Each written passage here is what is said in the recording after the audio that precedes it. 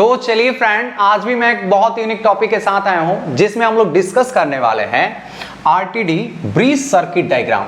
यानी कि आरटीडी का ब्रिज सर्किट डायग्राम क्या होता है, इसके बारे में हम लोग डिटेल से डिस्कस करेंगे।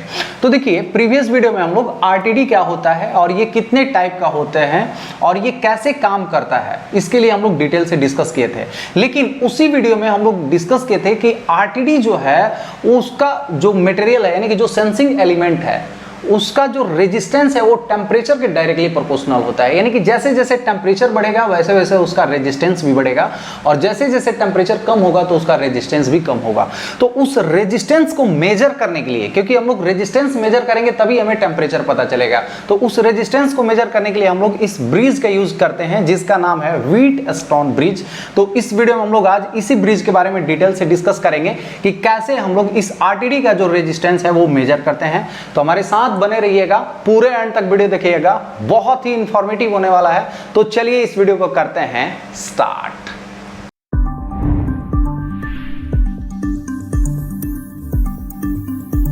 तो चलिए फ्रेंड, अभी हम लोग आरटीडी का ब्रिज सर्किट डायग्राम के बारे में डिटेल से समझ लेते हैं। तो देखिए, इस टॉपिक को समझने के लिए मैंने यहाँ पे एक बहुत ही सिंपल सा डायग्राम बना रखा है। इस डायग्राम की मदद से हम लोग अच्छे से डिटेल से समझने वाले हैं। तो देखिए, आरटीडी का डायग्राम मैंने यहाँ पे सिंपल सा बना रखा है, जिसको उम्मीद करता हूँ आपको ये अच्छे से आपको समझ में आ रहा होगा।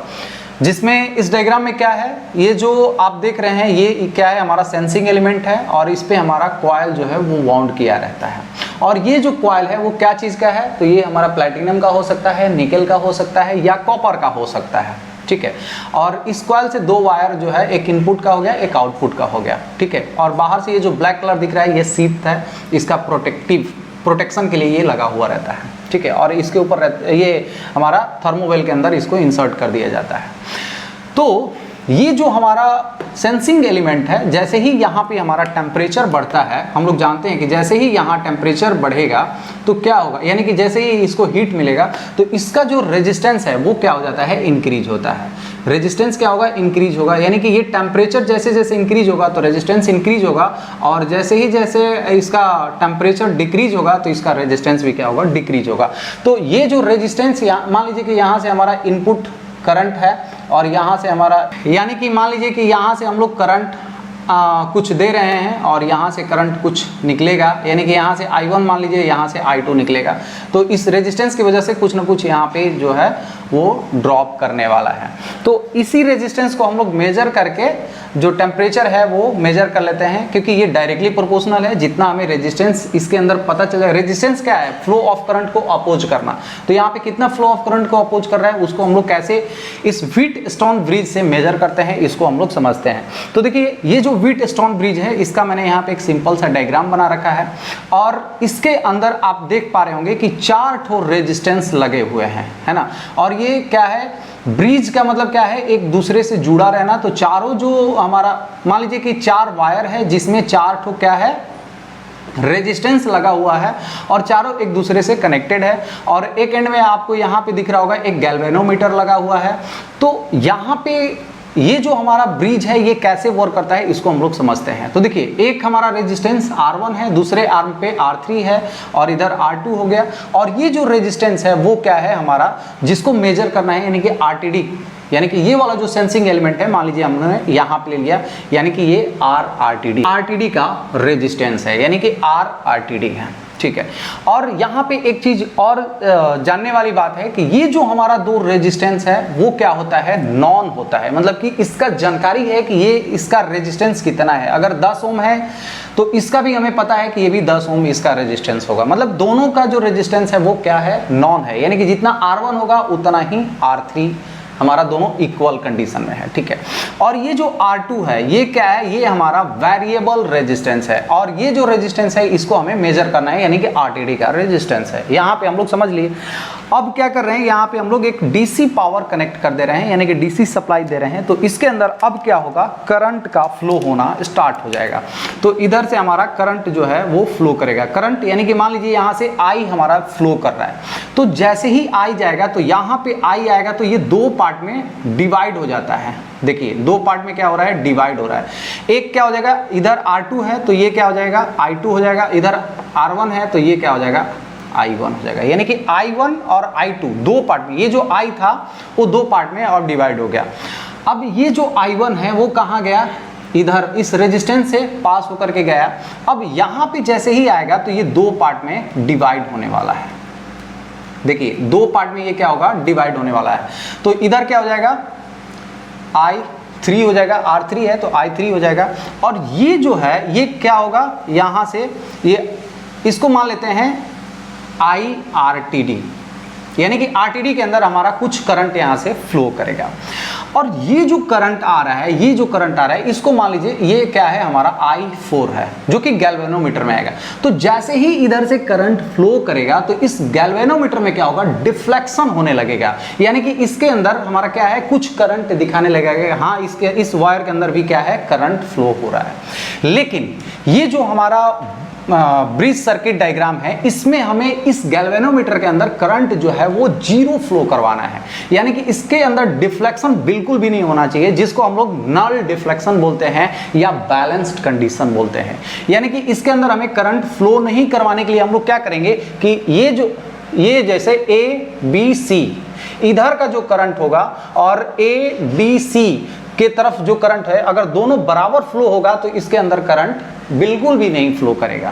जो रेजिस्टेंस है इसका वैल्यू हमें पता है, ये जो रेजिस्टेंस है इसका भी वैल्यू हमें पता है, ठीक है। यानी कि ये जो पाथ है ABC का वैल्यू हमें पता है, लेकिन ADC का जो रेजिस्टेंस है ये हमें पता नहीं है, क्योंकि ये जो रेजिस्टेंस है वो इसके टेम्परेचर के ऊपर डायरेक्टली प्रोपोर्शनल है। यानी कि अगर हमारा कहीं टेम्परेचर बढ़ेगा तो इसका जो रेजिस्टेंस है वो भी बढ़ जाएगा, और टेम्परेचर कम होगा तो ये कम हो जाएगा। तो देखिए ये हमें पता है कि हमारा इतना रेजिस्टेंस है, ये हमें दे दिया है कि ये आपका टेम्परेचर के ऊपर वेरी करेगा, और यहाँ पे एक चीज़ लगा रहता है वो है एडजस्टेबल, यानी कि आप इसको एडजस्ट कर सकते हैं। मतलब कि आपका यहाँ पे अगर RTD के अंदर अगर रेजिस्टेंस, यानी कि यहाँ पे अगर रेजिस्टेंस बढ़ रहा है तो यहाँ से आप क्या करेंगे, रेजिस्टेंस कम कर देंगे, क्योंकि ये एडजस्टेबल है, इसको आप कम या ज़्यादा कर सकते हैं। अगर यहाँ पे आपको रेजिस्टेंस कम मिल रहा है तो यहाँ पे आप क्या कर सकते हैं, इसको बढ़ा सकते हैं। यहाँ पे अगर आपको कम मिल रहा है तो यहाँ पे क्या कर सकते हैं, इसको एडजस्ट कर सकते हैं, इसका रेजिस्टेंस बढ़ा सकते हैं, क्योंकि हमारा जो करंट यहाँ से इन हो रहा है वही करंट हमें यहाँ से आउट होना पड़ेगा। तो उसके लिए हमारा यहाँ पे क्या होगा, डिफ्लेक्शन जीरो होना चाहिए, यानी कि इसके अंदर करंट बिल्कुल भी फ्लो नहीं होना चाहिए। तो उसके लिए हम लोग क्या करेंगे कि जितना रेजिस्टेंस हमारा इधर है और ये जो हमारा नॉन रेजिस्टेंस है उतना ही रेजिस्टेंस हमें यहाँ पे लाना है, क्योंकि ये तो हमारे हाथ में नहीं है, ये टेम्परेचर के ऊपर वेरी करता है। टेम्परेचर बढ़ेगा तो इसका रेजिस्टेंस भी बढ़ेगा, और टेम्परेचर घटेगा तो इसका रेजिस्टेंस भी घटेगा। तो ये तो कम ज़्यादा अपने आप हो सकता है, लेकिन ये जो है वो हमारे हाथ में है। इसको हम लोग, जब ये ज़्यादा होगा तो इसको हम लोग कम कर लेंगे, जब ये कम होगा तो इसको हम लोग ज़्यादा कर लेंगे, और करके हम लोग क्या करेंगे कि यहाँ पे तब तक इसको कम किसको देख के करते हैं, इसके अंदर, कि इसके अंदर थोड़ा भी करंट का फ्लो नहीं होना चाहिए, क्योंकि यहाँ पे करंट फ्लो हो रहा है, इसका मतलब कि हमारा जो इधर करंट दे रहे थे वो इसमें आके मिल रहा है। तो देखिए एक कंडीशन हम लोग लेके चल रहे हैं कि हमारा अगर मान लीजिए इसके अंदर करंट फ्लो हो रहा है तो यहाँ पे जो करंट पास होगा वो कितना होगा।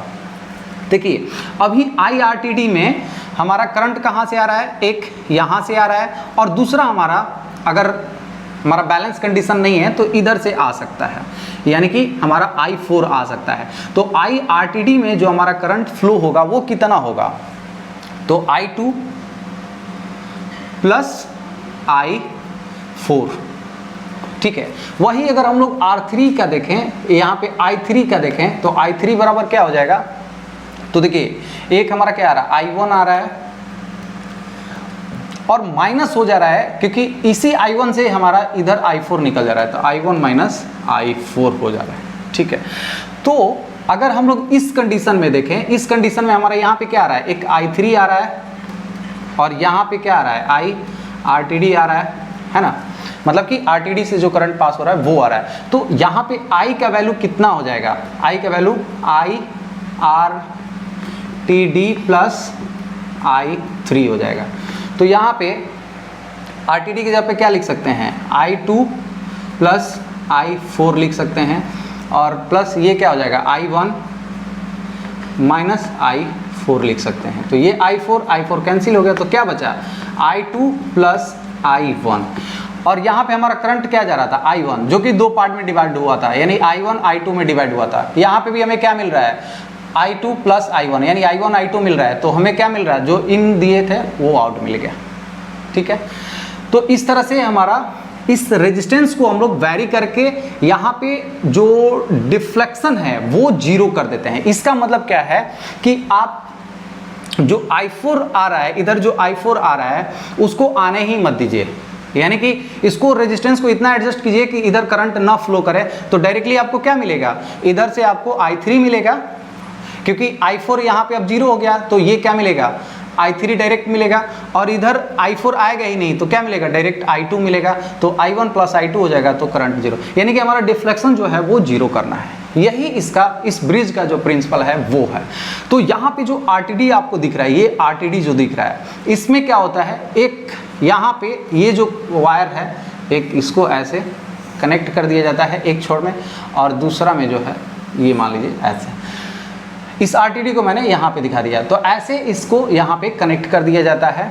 और इस तरह से ये जो हमारा एडजस्टेबल रेजिस्टेंस है, इसको वॉच करके हम लोग इसका गैल्वेनोमीटर के अंदर जो डिफ्लेक्शन है वो जीरो रखते हैं, और जैसे गैल्वेनोमीटर के अंदर डिफ्लेक्शन बढ़ेगा तो इसको हम लोग क्या कर देंगे, एडजस्ट कर देंगे, और इसका डिफ्लेक्शन जीरो होगा। तो जितना एडजस्टमेंट में लग रहा है उसी के प्रोपोर्शनल में हमारा इसका जो है वो क्या है, वेरी करेगा।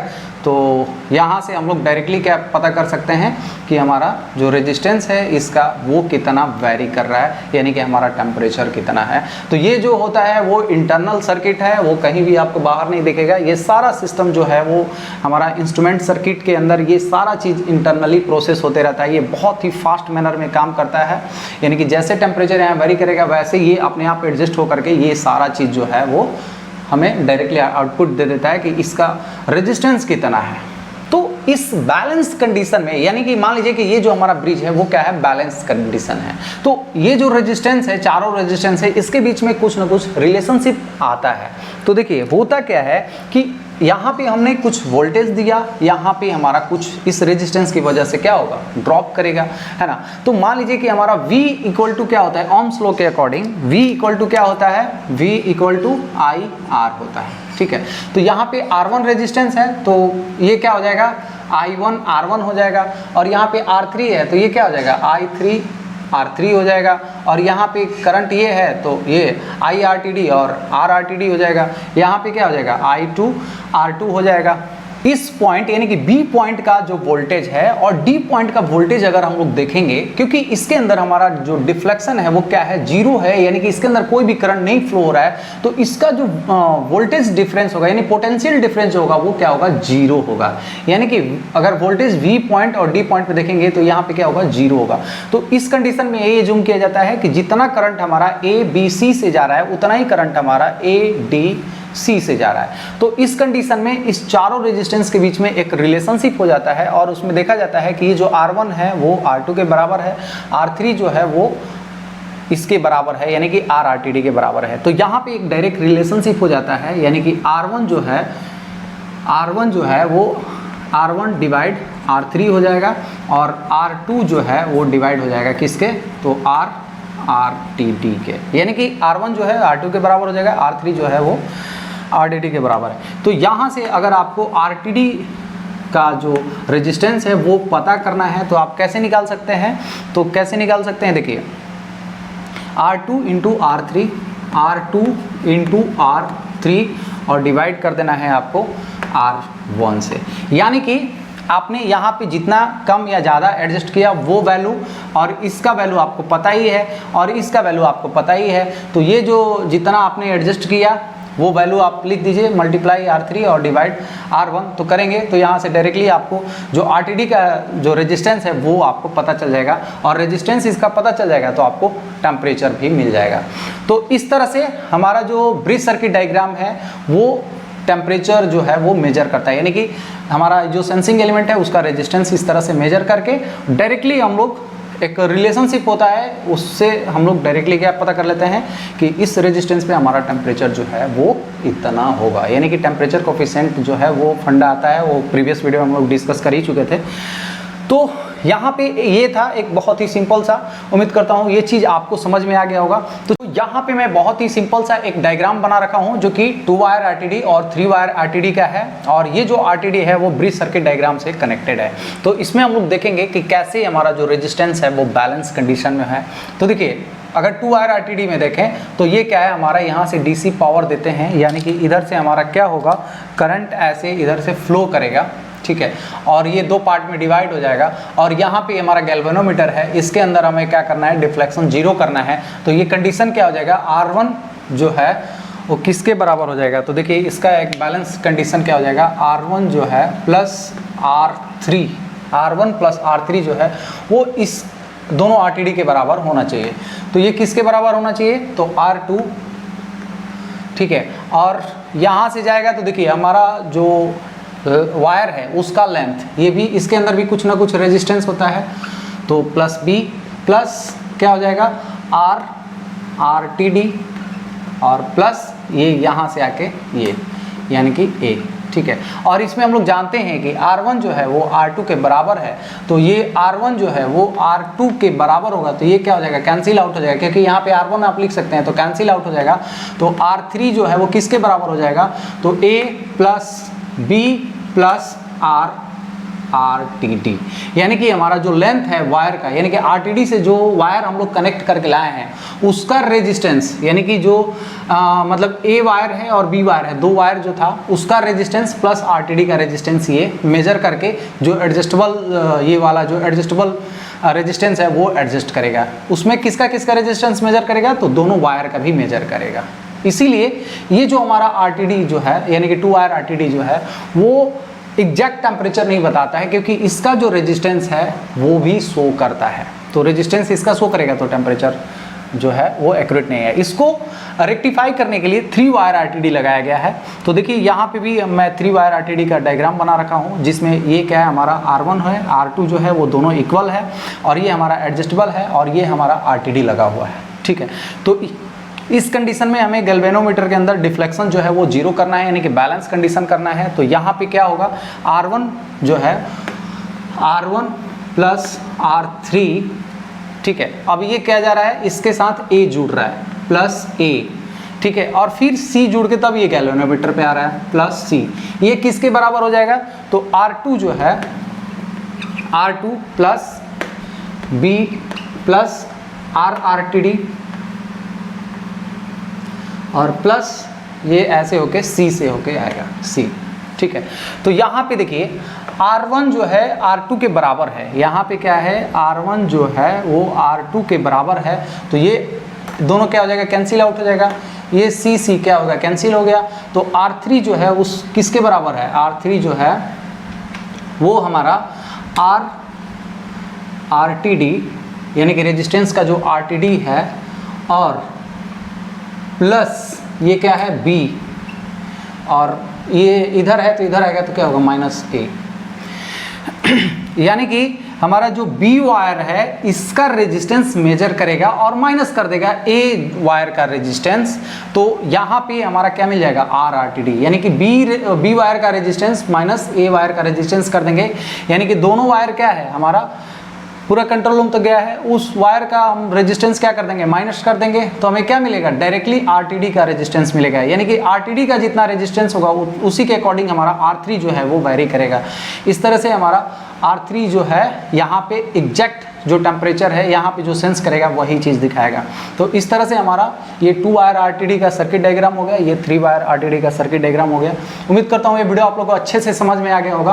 अगर मेरा वीडियो आप लोगों को अच्छा लगा, इन्फॉर्मेटिव लगा, तो प्लीज़ मेरे वीडियो को लाइक कर दीजिए। अगर मेरे चैनल पॉप ऑन डिस्कशन में नया है तो प्लीज़ मेरे चैनल को सब्सक्राइब कर दीजिए।